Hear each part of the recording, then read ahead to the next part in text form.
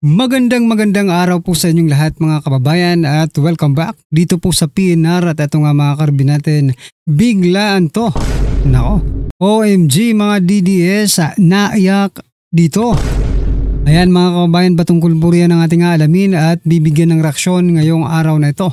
Pero bago pong lahat mga kababayan, sa mga hindi pa po nakapag-subscribe sa ating munting channel ay pa-subscribe naman po. At palike na rin po ng video ito. Maraming salamat at eto na nga. Simulan na po natin to.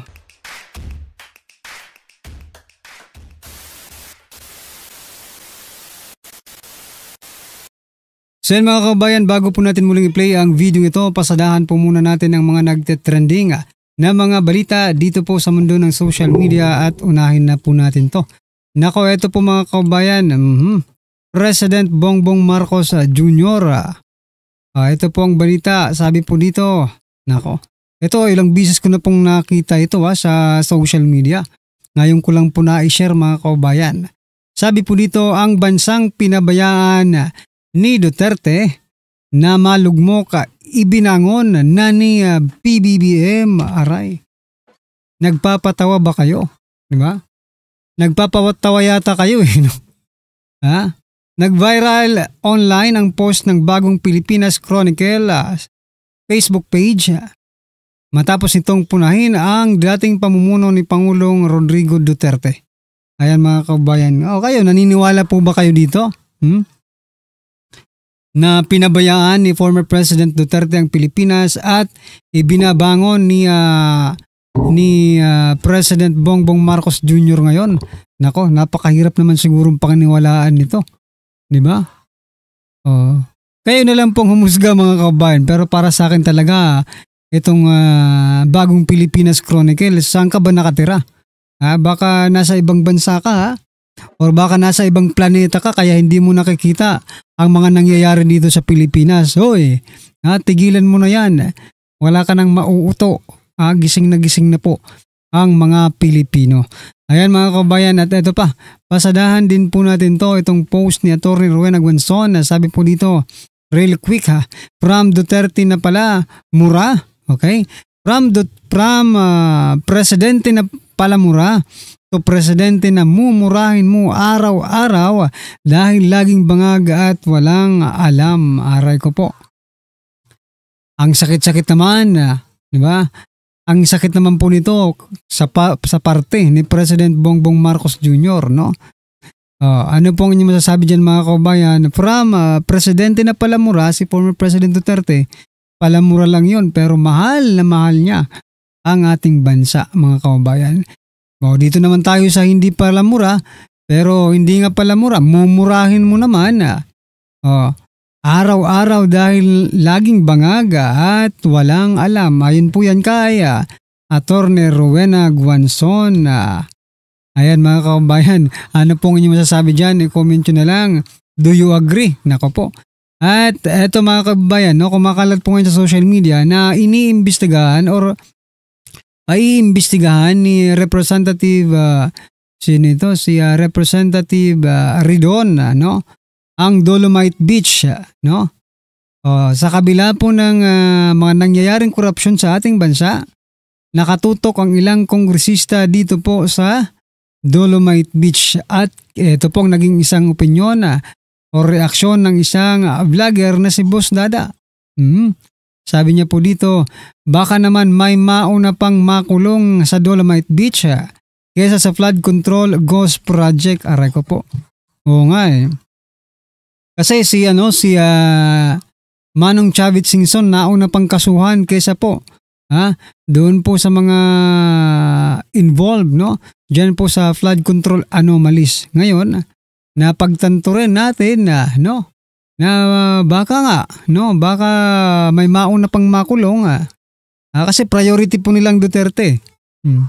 Baka may mauna pang makulong dito po sa Dolomite Beach sa dating sa nakarang administrasyon kaysa po dito po sa flood control ghost project. Ay. Ano pong inyong masasabi dyan mga kabayan? Nako, talagang garapalan na ito pag nagkataon mga kabayan. Anyway, ito naman si Si Dilima gusto pang dagdagan ang kapangyarihan ni Ombudsman Remulla. Representative De Lima gustong dagdagan ang kapangyarihan ni Ombudsman Remulla.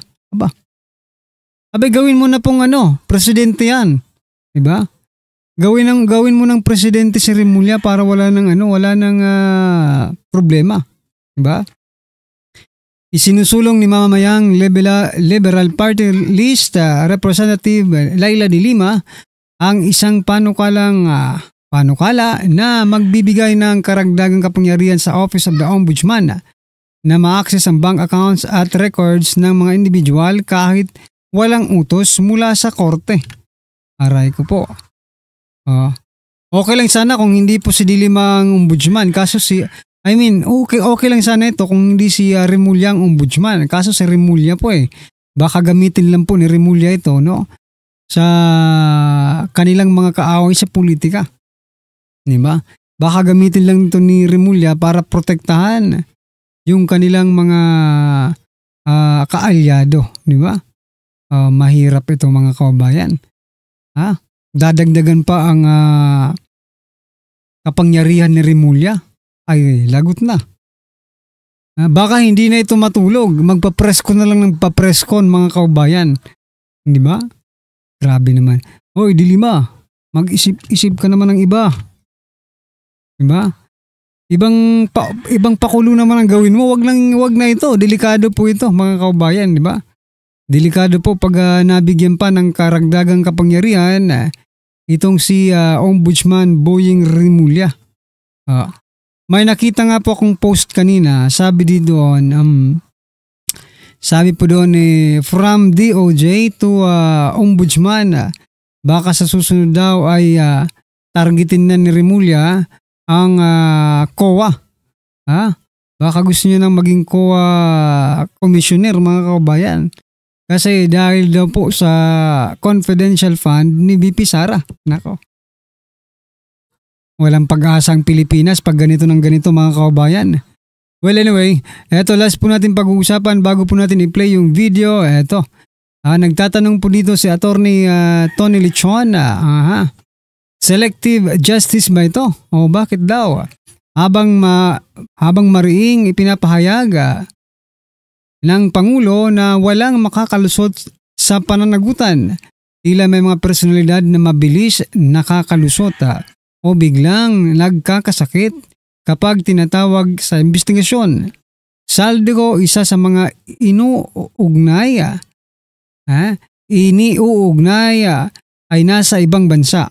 Si Martin Romualdez at Saldico kapwa biglang idiniklara na may karamdaman. Ayan. Oo nga Talagang selective justice po ito. Ang justice po sa Pilipinas ay para lang po ngayon nakatutok sa Duterte. Pag iba na po ang nai-involve, ayan, parang hindi na, no? Hindi na po para sa lahat mga kababayan. Halata naman di ba? Halatang-halata naman po mga kababayan sapagkat nung umpisa pa lang ng administrasyong ito, talagang yung mga kaalyado ni former President Duterte ang tinitira. Hanggang napunta kay former President Duterte. At yun, nagtagumpay nga sila mga kababayan, no? Naipakulong nila sa dahig si former President Duterte. So, dito, wala man lang nakukulong na magnanakaw, di ba? Kaya masasabi talaga natin selective ang justice. Pagdating po sa Pilipinas, no? Sana mabago po ang impression na yan. Kasi pag ganyan na ganyan po mga kababayan, baka wala na pong magtiwala sa ating justice system, di ba mga karbi natin? Ano pong inyong masasabi dyan? I-comment nyo na lang at eto, pasadahan na po natin ang video ito at bigyan po natin ng reaksyon. Eto na po. Tayo dito sa sinabi ni Mayor Basti Duterte, okay? Na nagpalabas siya ng saloobin, no? Kung nagwagi man ang gobyernong Marcos na naipakulong ang kanyang tatay, no? Pero may sinabi siya diyan, ayan mamaya i-react natin yan, babasahin natin yan at i-react, okay? Gobyerno sa ating gobyerno. So ano bang pag-uusapan natin ngayon? Wagi man ang gobyernong Marcos na naipakulong ang kanyang tatay, no? Pero may sinabi siya dyan. Ayan ha. Mamaya i-react natin yan. Babasahin natin yan. At heto, pag-usapan rin natin itong si Bongbong Marcos ay meron pong survey na nangyari na gaano po ka dissatisfied ang taong bayan dito sa pagsugpo ng korupsyon. Which is, ito po ay, ano tawag dito? Halatang halata mo dito na wala pong tiwala ang taong bayan kay Bongbong Marcos dito po sa solusyon sa korupsyon. Dissatisfied nga ang taong bayan eh. Dissatisfied. Mamaya, bakasyon sa flood control project, anomaly, hindi na kailangan ng ICI. Tama naman eh. Yan ang sabi ni Vice President Sara Duterte. Mamaya sa issue ng korupsyon, tama naman si VP Sara. Sobrang bagal. Parang sabog pa si... Walang direksyon ang administrasyon na ito eh. At last but not the least na ating pag-uusapan ay itong administrasyon ni Marcos ay meron na naman silang gimmick. Meron na naman silang pautot. Anong pautot nila? Itong si John Vic Remulla ay ipinakita ang detention facility para sa mga makukulong raw di umano. Akala mo naman may makukulong. Akala mo naman may makukulong. Ipinakita nila yung kulungan sa posibleng masangkot dito sa anomaly na flood control projects ng mga congressman, contractor, mga district engineer. Ipinakita. Akala mo naman makukulong. Di ba? Naniniwala pa ba tayo dyan? React natin yan. Okay? Tapos, alam niyo sa totoo lang, no? Gusto kong magpapasalamat sa audience ko, no? Ang daming nagme-message sa binanatan mo talaga ang mga pasaway sa gobyerno, bla bla bla. Ay sila po'y natutuwa sa ating vlog, no? Sila po'y natutuwa. Ika nga, no? Ginigising natin at pinupukaw natin yung taong bayang mga tulog, di ba? Na pinukaw natin sa katotohanan. So, nagre-react tayo kung ay ang mga ginagawa, di ba? So marami pong nagme-message sa akin, nagpapasalamat po na i-like mo no? Sa dahig.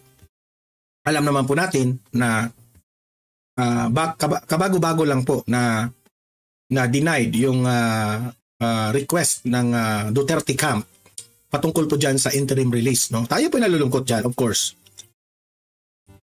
Pero maraming nagsasabi, especially itong mga anti-Duterte na mga kulay, itong mga dilawan, mga loyalista at itong mga makakaliwa, itong mga kalaban ng gobyerno, no? Sila po ay, sabi nila ay nagwawagi sila sila tuwang-tuwa po na napakulong itong si Tatay Digong. Tuwang-tuwa po sila na hindi raw nag-grant yung request sa interim release. Sige, let us say na nagtagumpay sila doon sa kanilang pamumulitika. But dito sa political outlook, sabi dito ni Mayor Basti Duterte na ipakulong niyo na ipakulong nyo man siya, meaning si Tatay Digong, pero hindi nyo maibubura ang kabayanihan ng aking ama. Ang ganda. Yan ang sabi ni Mayor Basti Duterte of Davao City. Ibig sabihin, no, itong mga kalaban ni Duterte, napakulong nyo man si Tatay Digong, no? Satisfied na kayo na napakulong. Pero hindi ninyo mabubura ang ligasiya ni Tatay Digong.